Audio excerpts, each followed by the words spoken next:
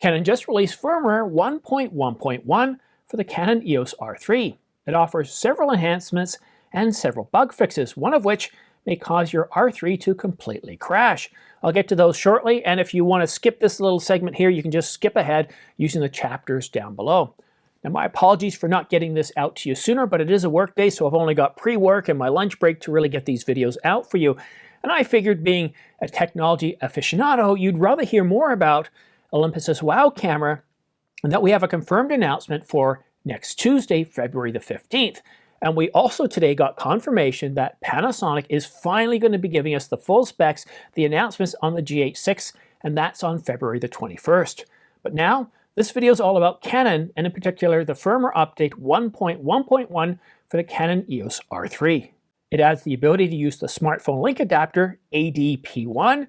It adds the ability, when using the EOS utility or browse remote, when remote shooting with two cards, to set the record method and select the card to be recorded to. It adds the ability to cancel subject tracking by pressing the quick control and info buttons. And last but not least, adds Ukrainian as an option to the language of browser remote. As far as bug fixes, well, it improves the operational stability during FTP transfer. Now this one here is the one that addresses the R3 crashing, and it fixes an issue which they do say is in rare occurrences, although we are seeing this on some of the forums according to Canon rumors. And this occurs when you have the AF servo setting, and this occurs when you have servo AF setting while operating the AF-on button. And last, it fixes an issue in which the camera cannot be used as an access point if the camera is being used in a region that only supports 2.4 GHz bandwidth for Wi-Fi connections.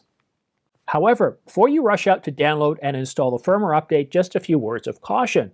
1.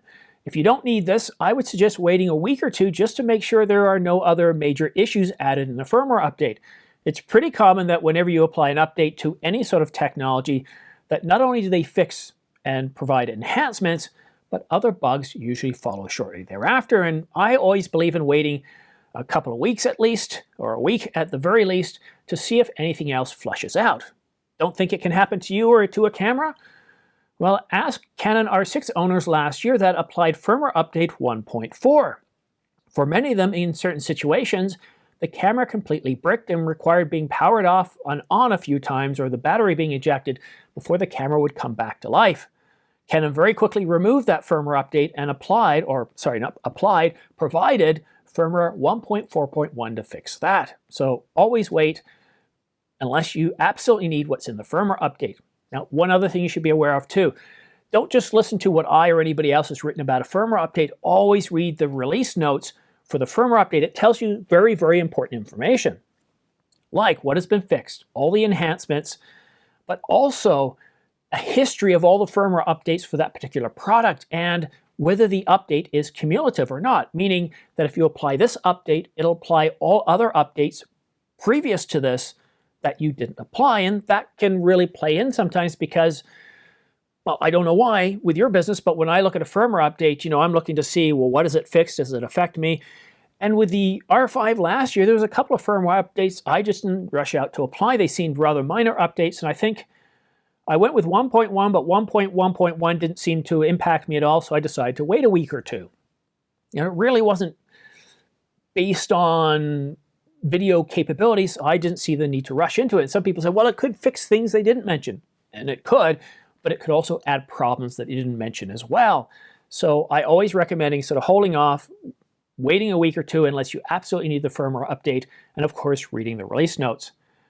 Now, I do want to mention one last thing in a sort of behind the scenes. Many of you know, or maybe you don't know, but Craig was the editorial and director of Canon Rumors, and he has since transferred ownership to somebody else. I'm not going to get into the details behind that, but if you go to canonrumors.com, Craig put a final post in there and he explains everything. I think it's far better for you to hear it in Craig's words. But to the short of it, looks like we have somebody else in charge right now, because today there's a fresh load of content. I think there's 2 or 3 different articles that have been posted up there, some of them rumors, some of them not, some of them news information. So I don't know who is currently running Canon Rumors right now, but if you're watching this video, welcome aboard. I wish you all the success and all the negative things that Craig encountered and that I encounter and many others encounter in this business. I hope it stays away from you. I hope that you just don't encounter any of that nastiness. I don't know what it is. Some people like to really offer up some really nasty advice and recommendations of things we do to ourselves, and it can get pretty nasty at times. I'm not going to get into that, but whoever you are who's taking control, welcome aboard. I was actually going to reach out to the new owner, but when I went to the contact page, it looked like it had Craig's old contact information. I didn't want to send off an email to Craig and say, hey, welcome aboard when he's leaving. I just thought that might just be an awkward moment, and I didn't want to do that. So go over, visit canonrumors.com, welcome the new owner. Probably have that contact information updated shortly. I've noticed some other changes going on the site too. I'm not exactly sure who the owner is, but I've seen the names change a few times. I've seen some email addresses. So it looks like, as far as Canon Rumors go, don't worry about it. You've got your canonrumors.com, but don't forget, we've also got Canon News. We got Northlight Images. There's so many different sites that cover Canon Rumors. It's just, I know, like you, I'm going to miss Craig. For I don't know how many years Craig's has been doing it, and I don't know how many years I've been looking at the site, probably since 2016 when I first thought of getting the Canon 80D, and I followed both him and Northlight Images. Those were the two sites. I didn't follow it nearly as religiously as I do now. That really started in about 2019 when I was looking at getting a new camera. I was serious. I thought, that's it, I'm done. The 70D is too old.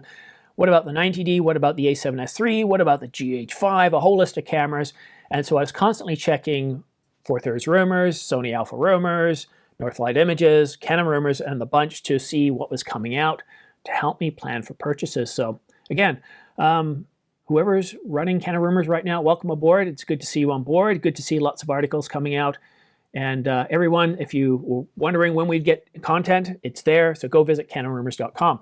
But that's it for now. Thank you so much for watching The Ordinary Filmmaker. Please like and subscribe. And if you have any questions whatsoever about the channel, content, or anything else, please go ahead and post them in the comment section down below. And I do my best to answer as many questions and comment as often as I can.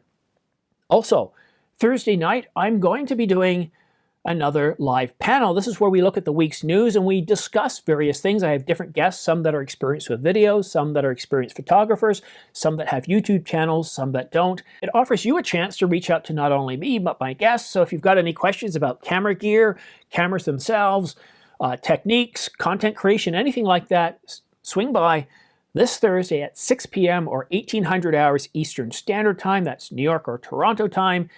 And the show usually lasts for a minimum of 60 minutes, and sometimes we go over just a little bit.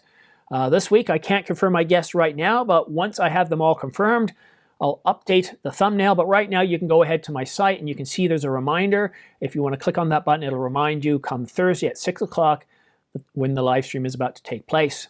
I know we all live busy lives and all. But anyhow, so that's it for now. Thank you so much for watching. We'll see you again soon.